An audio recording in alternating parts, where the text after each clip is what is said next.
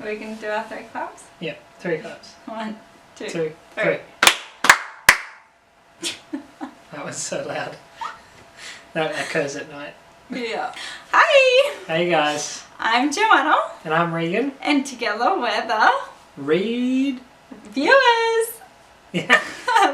And welcome back to our channel and to our second ever Readview review. Yeah. Yay! I'm so excited. And what book and movie did we do, Jo? One of my favourites, Truman Capote's Breakfast at Tiffany's. Yes, Breakfast at Tiffany's. We got the DVD sent by your mum, which was very nice. Yep, and she bought us a new one. She didn't just send me my copy that was at home somewhere. Yeah, so we had a great time reading over the last couple of weeks and watched the movie the weekend just gone. But yeah, I already know, and I think you mentioned in the reveal that you love Breakfast at Tiffany's, but how did you enjoy the experience of reading it again? I enjoyed it. It reminded me of things that I'd forgotten from the story and, you know, just the crazy character that is Holly Golightly. Which is pretty cool.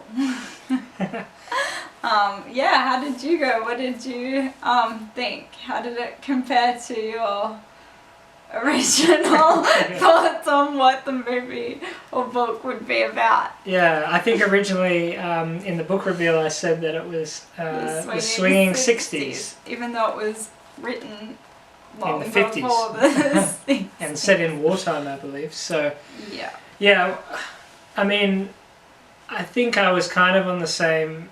I kind of knew a little bit that she was a bit of an eccentric character, and but yeah, I really enjoyed the book. I had a good time with it. I can see why it's become a classic and why Truman Capote is a very well-known and respected author. I really enjoyed it, and I'm glad I've read it and watched the movie as well, because I know it's one of your favourite stories, so that was good to share that with you as well. Yeah. What did you learn about the book, the movie, anything that you didn't already have an idea about?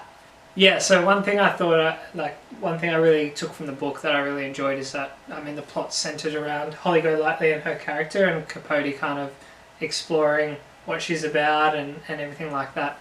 And I noted down that, yeah, it's about where she's going and what's home for her, and I think on her mailbox it says holiday, Golightly, and then travelling beside it, and that's kind of presented all throughout the book, you know, about who she is and what she wants in life. So yeah, it was very character-centered story, and it got me thinking all the way to the end. The ending was really good as well.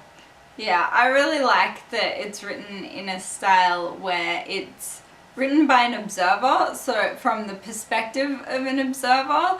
So in the movie, his name's Paul Varjak. I don't even recall reading his name in the book, except she calls him Fred for most of the book, and right at the end when she stops calling him Fred, she calls him Buster or Buddy or something.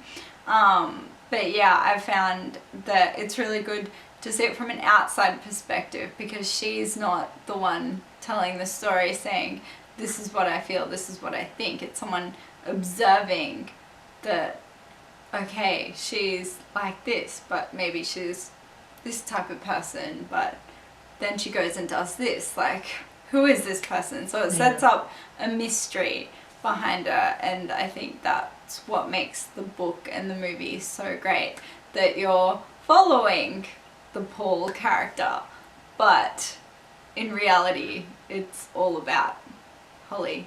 Yeah. It has nothing to do with him, really. I think mystery is the right word. I think one of the first notes I wrote down was that Capote does a really good job of building the mystique and allure about who Holly is, because there's characters like Joe Bell at the bar and the narrator, who we don't learn the name, but they're all talking about Holly Golightly. They're all talking about Holly Golightly, and it's you're kind of wondering who is this person, and you know, what are they about. So I totally agree with Joe that the mystery that Capote builds of Holly Golightly is really the essence of the book. I guess before we go any further, because we're going to start comparing the book and the film, we should say that spoiler alert for Breakfast at Tiffany's. I know it's been around for a long time, and I assume a lot of you watching this have seen the movie. Or at least read it. Or read the book. But yeah, we're going to go into spoiler territory now. Yes. In the book, there's a lot more conflict between the narrator and Holly. There's quite a few instances where he'll be reading a story. He's a writer. He's reading a story to her, and she zones out and then gives a poor comment, and he takes that really personally, and they kind of butt heads quite a lot.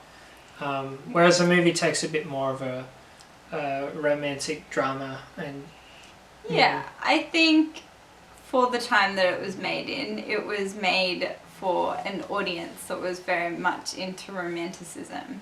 And so it romanticizes that kind of relationship that they have. I think a big plot difference between the book and the movie is that at the end it does end up being a romantic connection. They are, you know, in love at the end, whereas in the book, yes, he may have feelings for her, and yes, she may have cared for him, or even shown interest at some point, but she never lets it go anywhere. She just changes. It's a book about evolution, like of a person, and she takes it to the extreme. So I really preferred the ending of the book, actually, because Capote wrote it in kind of an optimistic way. Like, there wasn't an ending, really. It was Holly's going her way, the narrator's going his way, and, you know, there's optimism there, and they have a whole kind of life ahead of them. Whereas in the movie, they kind of tied it up in a neat romantic family bow, which, you know, I understand that was what people wanted out of Hollywood movies in the 60s, 70s. I agree. I think there's an optimism and a hope for the future that, you know, I hope Holly's doing well. Maybe our paths will cross again someday. In the book, it says that he keeps kind of going around the city kind of hoping to see her, but he never does. And yeah, it's kind of sad in a hopeful, optimistic kind of way. I really enjoy it. I will say I really like Holly's character, because even though she's a little bit on the crazy side, she is very firm in her beliefs, and I love how she addresses, you know, anxiety and stuff, which is a very relevant issue today as the main Reds. And she's like, you know, you have them and you find what makes you better, and then you keep going, kind of thing. And that's, I want to find the place where I don't have that, and that's what I'll call home, kind of thing, which is great. I mean, I from now on, I'm gonna call my anxiety the main Reds, and then go buy myself a croissant and eat and drink a cup of coffee out the front of Tiffany's early in the morning in a beautiful evening gown and my hair up and nice. So, as far as the movie goes, what were some of your favourite scenes that were recreated from the book into the movie? I have so many. I really like the party scene. That's one of my favourite scenes ever in the movie. Edward Blake did an amazing... Blake Edwards. What am I saying? Blake Edwards. Sorry, Julie Andrews, for sacrilегing your husband's name. But yeah, he set up this amazing scene, and one of my favourites, it's not in the book, but it's just this kind of thing where someone asks Holly the time or something, and she kind of has her cigarette on one of those big cigarette holder things, and she turns and she lights some lady's hat on fire, and then everyone's trying to like party, and the Paul character, the narrator character, is trying to get through the crowd to tell her that she's got the hat, and then someone asks her what time it is, and she grabs someone who has a drink nearby's wrist and looks at the watch, and it kind of just pours on top of the hat, and it's like this series of events that happens, but then it's okay because it gets corrected, and like you kind of are led to believe that, you know, even though it seems that Holly's not aware of that happening, she was completely in control of the situation the whole time, which really sets up the kind of person that Holly Golightly is, and it's the same kind of person that you read about in the book, even though it doesn't always seem that present in the movie, which I love. My favourite scene was also the party scene. I agree, it just looked like a lot of fun, the way the camera kind of panned through with all the different things going on, people kind of dancing, having a good time, all sorts of things, which is crazy. The lady laughing at herself and then crying at herself in the mirror. She's staring in the mirror and she's crying and then laughing, and then someone jumps on the narrator's back or pulls back and is kind of, it seemed like organised chaos, and it kind of reflects Holly's personality in that one scene. So yeah, it kind of encapsulates the essence of Holly Golightly. But let's talk about Holly Golightly. I mean, Audrey Hepburn played Holly Golightly amazingly, perfectly well. I think something that not everyone would pick up on is, you know, Holly is a high-class call girl. That's the character that she is at the moment. $50 for the powder room, you know. And I think that's not a character people would imagine Audrey Hepburn to play. And it's not super obvious. It's not glaringly obvious unless you actually kind of are like, oh wait, so she was like hang out with a lot of men, and then in the book you read that she sleeps with men, whereas in the movie you don't get that at all. So it's although it is implied that she sleeps with men, and sometimes she doesn't. Sometimes she's just gone out for the evening with them and they come back and bang on her door like, you like me, don't you, and let me in, and she's like, no, I'm on to the next thing. So that's kind of her character. She can't be caged, and I think that's used as a motif throughout the book, especially. She even buys the narrator a cage and says, promise me you won't put anything in it, and that's kind of reflective of her. Yeah, so I wanted to ask you, while I was reading the book but also watching the movie and Audrey's performance, if Breakfast at Tiffany's was remade, you know, recently, the last 10, 15 years, or even now, who would you cast as Holly Golightly? I don't know. I'll have to think about that one. That's a tough one. What about you? Will come back to me. Yeah, well, I'm not sure if you remember this, but there's been one Hollywood actress that I've admitted that I've had a celebrity crush on before, and she's in a specific movie. Do you remember?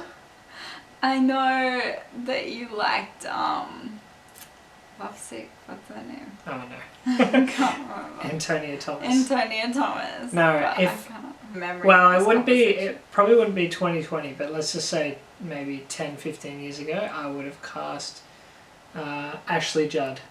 Oh yeah, in Jeopardy. Double Jeopardy. Yeah, Double Jeopardy. If we could cast someone like back 10, maybe 20 years ago, I think Sandra Bullock would be really good, or Jennifer Aniston maybe. Like they're the kinds of characters that I think they're actresses that I think could really like portray Holly Golightly in all her wild ways kind of thing. Yeah. I think they're really versatile actresses, and they could bring, I know both of them do comedic stuff, but they could also bring the serious elements and the, you know, kind of harsh reality moments as well. So yeah, I think I can see those two as well. Yeah, I'm trying to think who I would cast in 2020 though. I don't know. Just modern remake, not really. Yeah. It doesn't have to be 2020. Actually, Judd, I would think Double Jeopardy's like 25 years old. Yeah. So, obviously talking about characters, we have to talk about the character of Mr. Yunioshi. That's how you pronounce him. Yeah. which was portrayed by Mickey Rooney, a white actor, and was done so very stereotypically and racist, to be honest, which wasn't good to see. That was one sore point in the movie. Like in the book, Mr. Yunioshi is a Japanese photographer, and he does do all the things that Mickey Rooney does. And Mickey Rooney is a great actor in himself, or was. Yeah, just the wrong choice. Yeah, it kind of wasn't well thought out, the character choice. And I saw the special features on the DVD, one of which was the making of, and it's Blake Edwards talking, and he does address the fact that in hindsight Mickey Rooney was a very poor choice, that he should have cast an actual Japanese actor in the role of Mr. Yunioshi, or changed the character to not be a Japanese character.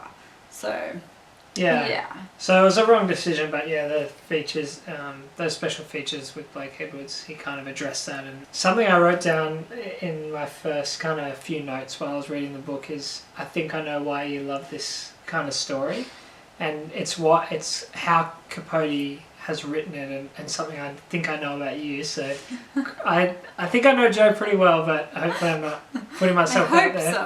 So. But correct me if I'm wrong, but you love a book that's plot and narrative is driven by dialogue and character conversations and things like that, rather than traditional narration narrative structure, because Capote has written his story with a lot of conversation. There's only little bits of narration here and there from Paul, but it's a lot of chat between Holly and other characters that you get to know the situation. Yeah, I think also part of it is like, it's observing a whole character, like just the whole angle of it is different to most narrative structure. So it's not about the person that's writing it, which sometimes gets stuck in internal monologue, and it just sometimes kind of gets too stuck into that, or it gets too stuck into establishing a place or a character or a feature, whereas this is kind of a person. He kind of doesn't establish who he is other than through his conversations with the other people in the book, and then it establishes who Holly is, because the whole story is his observation of Holly, and it kind of jumps between what he actually sees and goes through and what he's thinking of her, or what has happened between him and her, which is just. But am I right in thinking that you like books where there's a lot of character conversation? Yeah, I like dialogue. I just think that it's more interesting to read from an outside perspective than. She was wearing a purple dress with red shoes, she had red hair, she had green eyes, her nails were this long, her full name was Melissa Jane Twinkle, her favourite book was, I think that sort of stuff in books, when it just kind of tries to establish things way too much, is just not as interesting as it jumping into something. I think what you're trying to say is that he does a really good job of dropping the reader right into the situation. Like it's not setting anything up. It's not like, hey, I'm this person and moved to New York for this reason and this. Yeah. The first thing we get dropped into is someone's calling another character going, oh, Holly might be here, and they rush, and it builds that mystique, and the reader's kind of finding things out as the narrator is too. So I definitely appreciate that too, and I understand what you mean. So, were there any differences in the story or in the characters that really stood out to you between the book and the movie? Yeah, I think the biggest one that stood out watching the movie was the relationship between the narrator and Holly. In the book it's written, I think there's many reasons why the narrator probably shouldn't love Holly. She's, sometimes she's a little bit rude or she's a bit aloof. And I get that there's a mystique and mystery around her that's quite attractive to a lot of people. But yeah, he seems to always go back to her and confess love, and I wondered why. And then in the movie, they didn't kind of portray that those kind of instances where they were butting heads. I think at some point he takes a gift that she gave her and throws it in the garbage because he's upset. He gives it back to her and she puts it out. Yeah, so I think there's multiple times during the book where it said, oh, Holly and I haven't seen each other for weeks and we're avoiding each other, but in the movie it was a little bit more of a traditional kind of love story. Romance. Yeah.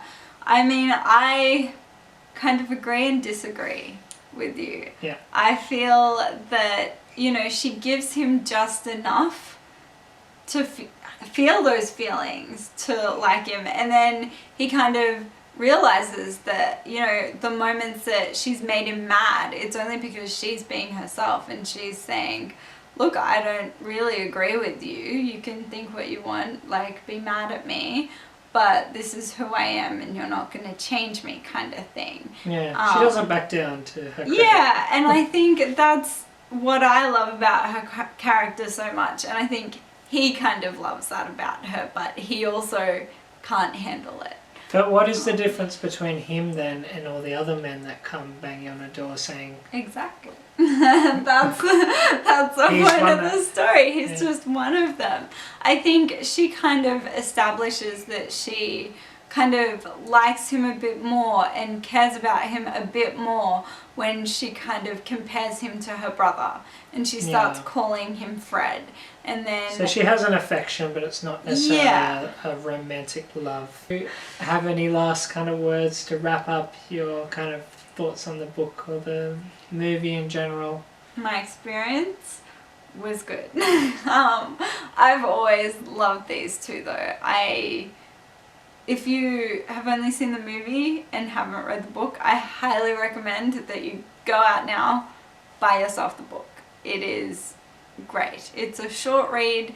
It's what you call a novella or like just a short newspaper story, but it will captivate you, and it's the kind of book that you want to read over and over and over again. Like, it's not one of those books where you read it once and put it down and you're never going to read it again. I think you will read it again, and vice versa. If you've only ever read the book, go see the movie. What are you waiting for? Yeah, I totally agree with Joe. I thoroughly recommend the book and the movie.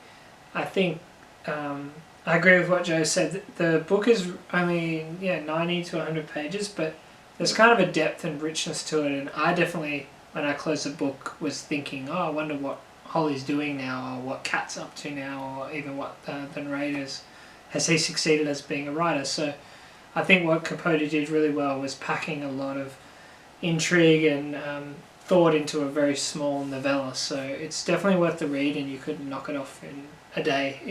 Yeah, we had a great time. That's our second book down. We've now covered Jurassic Park and Breakfast at Tiffany's. Stay tuned for the next one.